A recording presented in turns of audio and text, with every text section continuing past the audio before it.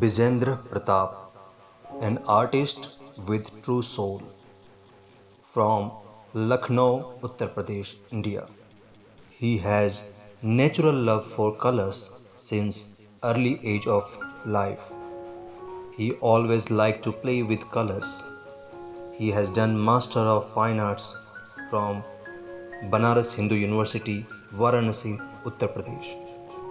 His art education gave him wide perspective to work in various medium of colors, patches and style. But he has special love for painting with watercolors. Whenever he gets a chance, he moves out to the surrounding countryside to paint the human life of poor people like sagas, slum children, etc. in watercolor. His painting has its own unique style which has been admired and appreciated by contemporary artists and art critics in India and abroad. He hails from a modest town of Merwa, Siwan, Bihar, brought up in the midst of pristine nature, witnessing the hardship of the farmers in the rural segment of the country, and he takes pride in this. His works are more specifically inspired by the marginalized, mystic, and poor people with the ordeals of day to day life writ large on their faces. Some of these agonized souls still manage to wear a smile that is inviting, loving, and asking questions, the answers to which seem to have no existence in this materialistic world. Nature, in all its bounty and beauteous form, fascinates him with also find expression in his paintings. He hopes his endeavor reaches hearts all through the humanity. There is a large list of the exhibition, camps and award which reflects his journey of art. He has participated in many virtual show and gallery show at national and international level. He also became the part of first ever 3D gallery view virtual art international exhibition organized by Graphico Art Design New Delhi. He has participated in Gallery 42 Fine Arts Maison, and in 2015 he participated in a group show in Mosa, Greenwich House Gallery of Fine Art, Ohio, USA, a group show by Art Blue in Shanghai, China, and so many. His upcoming exhibition is Solo Show in January 2022 in Mosha, Franklin, Ohio, USA.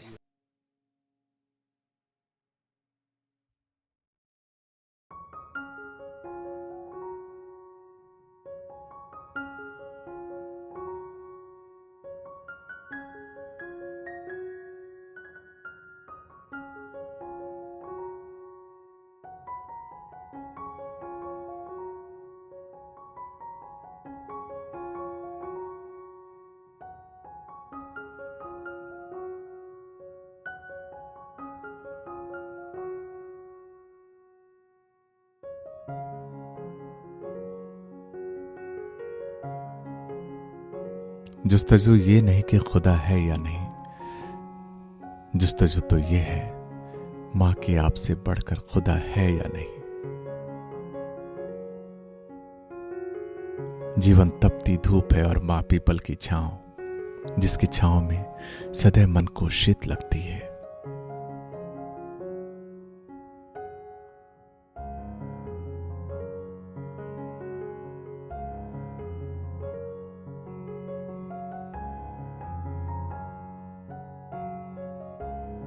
बेटियों का पिता बनकर आदमी कुछ और ज्यादा आदमी बन जाता है, शायद इसलिए कि बेटियां पिता के हृदय में खूब मानवता भर देती हैं।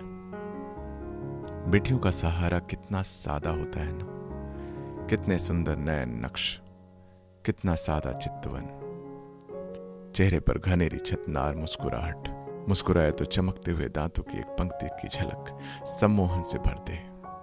ऐसे दांतों पर भला किसी और को प्यार क्यों ना आए। काले घनेरे बाल कितने दिलनशी एहतियात से संजोए हुए।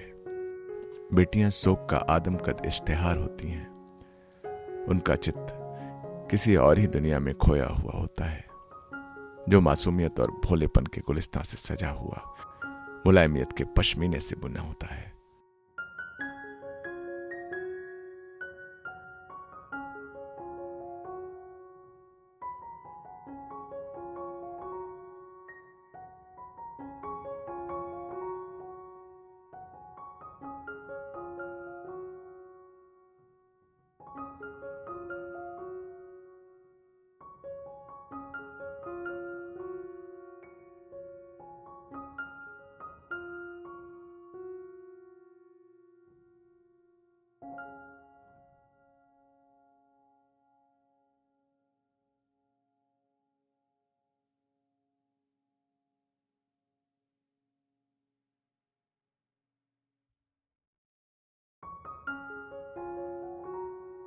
कृष्ण, तुम सिर्फ मेरे हो, सिर्फ मेरे। यह एक लापरवाह भूल से की गई बात नहीं, अपितु गहरे अनुराग में दिल की गहराइयों से निकली हुई जज्बात है। तुम सिर्फ मेरे हो।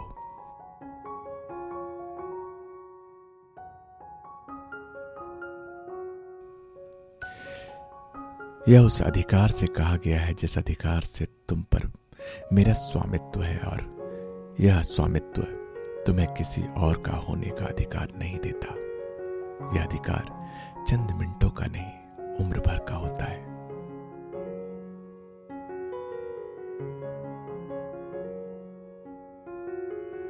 जो संपूर्ण जीवन की पूंजी लगाकर भी हासिल नहीं कर सकता, इतना अमोल होता है। इसे प्यार की और प्यार करने वाले की खुद मुख्तारी ही समझ लीजिए, कब्जा ही समझ लीजिए।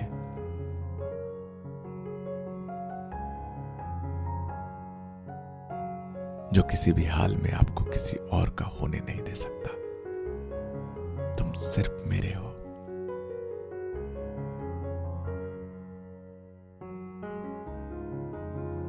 कितना स्वामित्वपूर्ण और अधिकार से लबालब भरा हुआ कथन है। अपना होने का संपूर्ण एहसास। बात भले झूठी हो, किंतु कितना सुंदर है। इस शब्द की कल्पना में कितना रस है।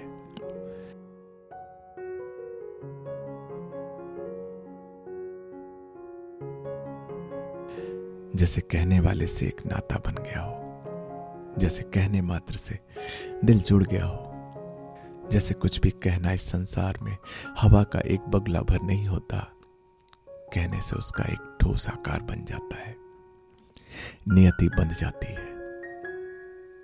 राधा के कान में मिट्ठू के पिंजरे के जैसा एक नन्हा सा झुमका जो पूरे समय झूलता रहता है।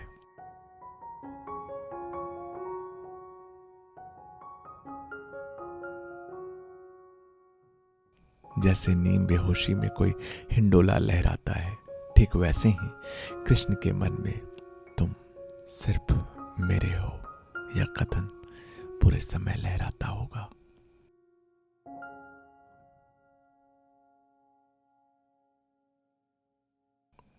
हे कृष्ण, मेरी चाहना वो नदी है जो समर्पण की लहरें और प्रणय का उत्कर्ष लिए मिलन की उत्कंठा में आत्मोत्सर्ग प्राप्त कर अपने नाभि में निर्बोध प्रेम का बीज फलित करती है। मुझे नहीं मालूम खूबसूरती की परिभाषा।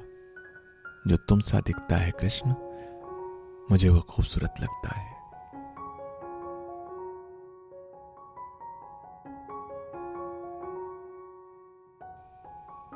जंगल की सबसे सुंदर फूल से ओस की बूंदें जैसे टपकती हैं झील में, तुम्हारे चेहरे की परछाई वैसे ही टपकती है कृष्ण मुझ में प्रति क्षण।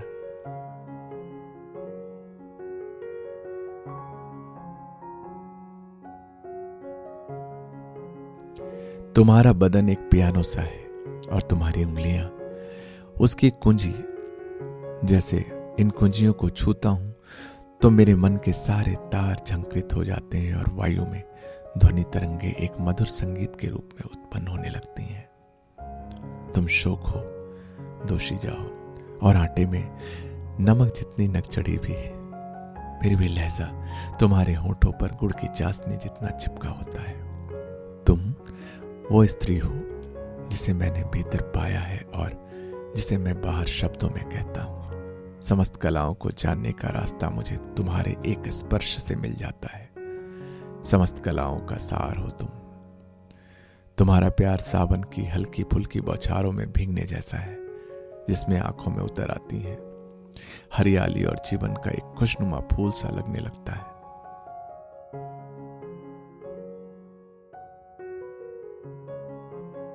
मुझे इन फूलों से आज तलक रश्क होता है कि मैं आदमी क्यों हुआ, तुम्हारे आंगन में संजोए गमलों का पुष्प क्यों ना हुआ, जो हर रोज तुम्हें बड़े स्नेह से देखते हैं गुंज भरी चुप्पियों के साथ। नहीं मालूम कितने ही इरादे, मंसूबे और तमन्नाएं मन में बांधे हुए, मैं क्यों बना जुगनू की तरह चुपचाप चल जाने वाला प्रेमी। उधेड़ बूंद से भरी आत्मा लिए क्यों बना बिच्छों का स्थिर चित्र।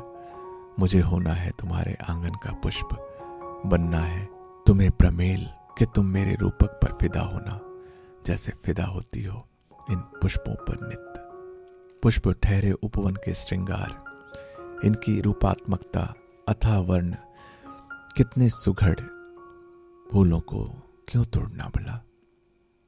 वैसे वही डालियों पर अपने स्वरूप में प्राकृत है, जैसे चांद फलक पर।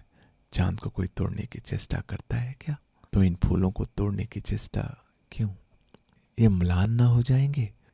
फूलों को तोड़कर किसी का मन पुष्पित कैसे हो सकता है भला। इजाजत नहीं, इल्तजा है कि तुम सो हर रात फूलों के गलीचे पर बड़े एहतियात और मुलायमियत से। तुम्हारे कोमल पीठ फूलों की नर्म पंखुड़ियां सहलाए रात भर, जैसे जनवरी की एक रात मैंने अपनी उंगलियों के पोरों से सहलाया था तुम्हारा पीठ।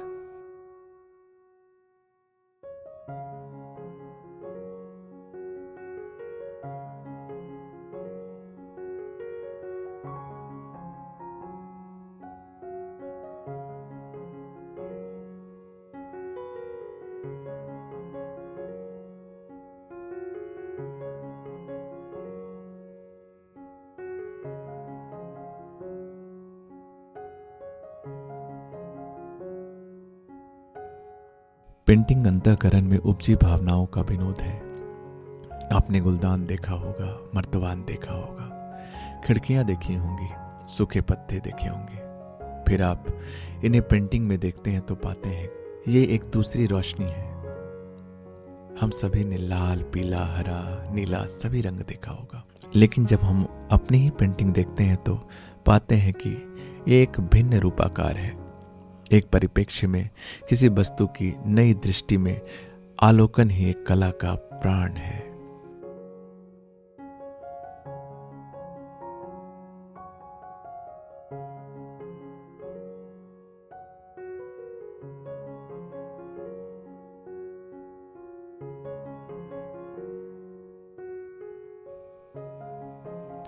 मैं अपनी पेंटिंग में विषय वस्तु को एक दूसरी ही अति पर ले जाने की कोशिश करता हूँ।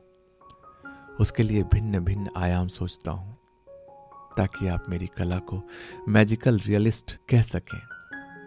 बुद्धि की मानसिक और मानसिक संतुष्टि के लिए मुझे एक कुशल चित्रकार मानकर अपनी कला का नकल करें, उसका उपहास न करें और दावे के साथ कहें कि विजेंद्र जी, आपकी जैसी सजल कलर पैलेट कोई इस्तेमाल नहीं कर सकता। किसी भी दृष्टि को दत्तचित्त होकर कैनवास पर उतारने की मेरी जिद रहती है।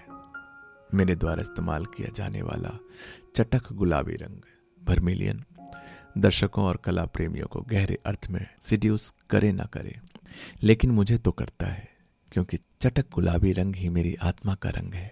मेरी पेंटिंग को देखते हुए कभी कभी मेरा जी करता है कि कैनवास को दांतों से जरा सा कुतर दूं। ना जाने मेरी ही पेंटिंग मुझे इतनी लुभाती क्यों है।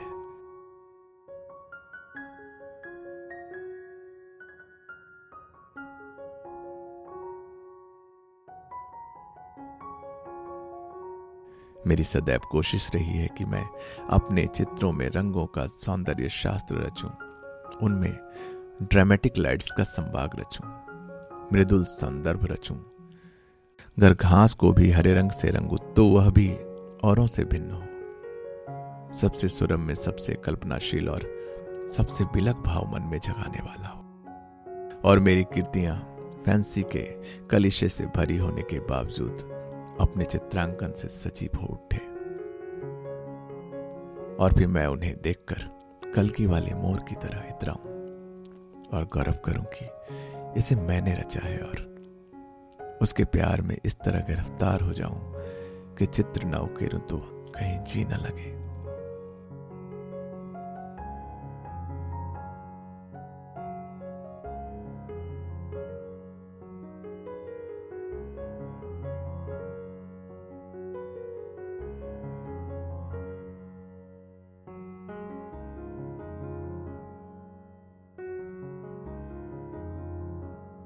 तुम प्रकृति से पानी हो, निरंतर अपना रास्ता तलाशती हुई, हर क्षण, हर आकार, हर स्थिति में ढलती हुई, अपना अस्तित्व न खोकर भी मेरी शक्ल अख्तियार करने में पूरी तरह सामर्थ्य सक्षम तुम मेरे जीवन का उत्सव हो, जिसे सींचकर हरा करती हो। तुम्हारे चेहरे पर ठहरे हुए उदासी को नीरवता के पीछे जितनी गहरी बारिश है, आषाढ़ का मेघिल आकाश है, सांवले मटमैले दिनों की अछोर कतार है, उतना ही मैं हूं तुम में।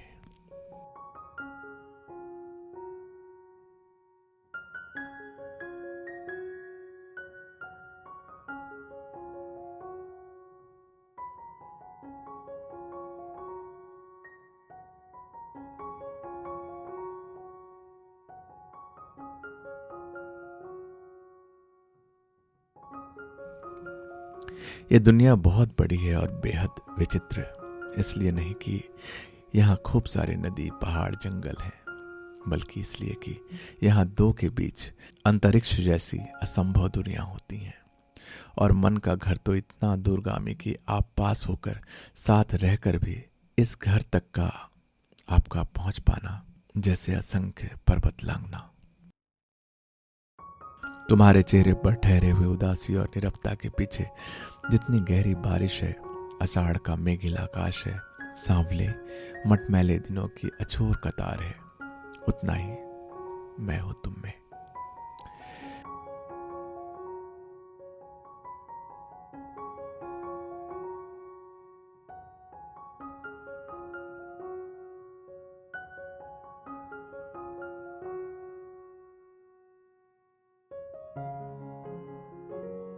तुम्हारी आंखों की तरल छावनी में करुणा का गीला विस्तार, ठीक जैसे सांझ की बहती हुई गहरी नीली उदासी में किसी नदी की निःशब्द धार।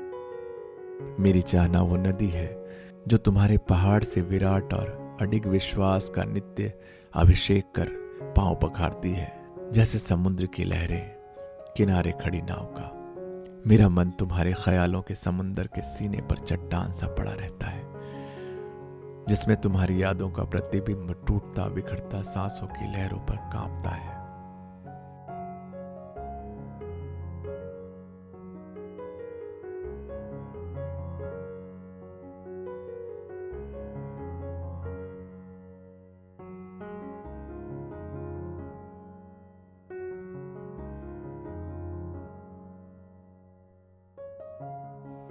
एक नीरे मायूसी बिंब के भीतर दैवत्व का रूपक कैसे संभव हो पाता है, मैं समझ नहीं सकता।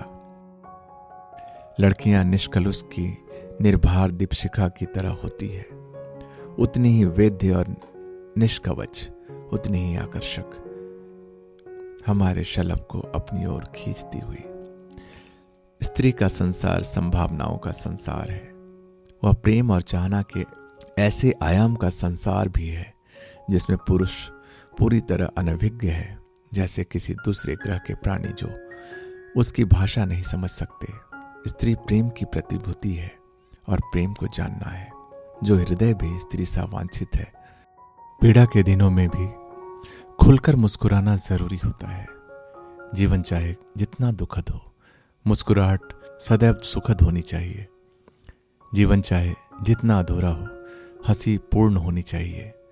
उजली भोर की तरह हृदय को शुष्क बनाकर भी क्या जीना। जिसके पास पूरी हंसी नहीं, वो आधी जलकर बुझी चिता की तरह ही तो होते हैं।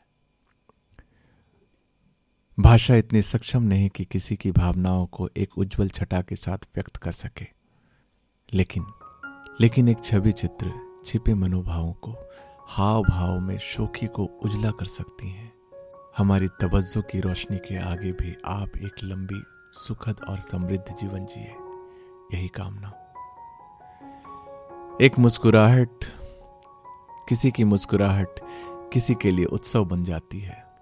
जीवन में जितने आश्चर्य भरे हैं वे सब एक स्त्री में उजागर होते हैं। किसी की मुस्कुराहट चित्त में शीत ऋतु की धूप सरीखी उजलापन भर देती है जो अनश्वर है। पारलौकिक का भाव मन में चला आता है, स्मृति रंगशाला बन जाती है। आपके मुखमंडल पर निश्चल मुस्कुराहटों का गुलदस्ता यूं ही सदैव सजा रहे, यही मेरा मनोरथ, यही मेरी चाहना।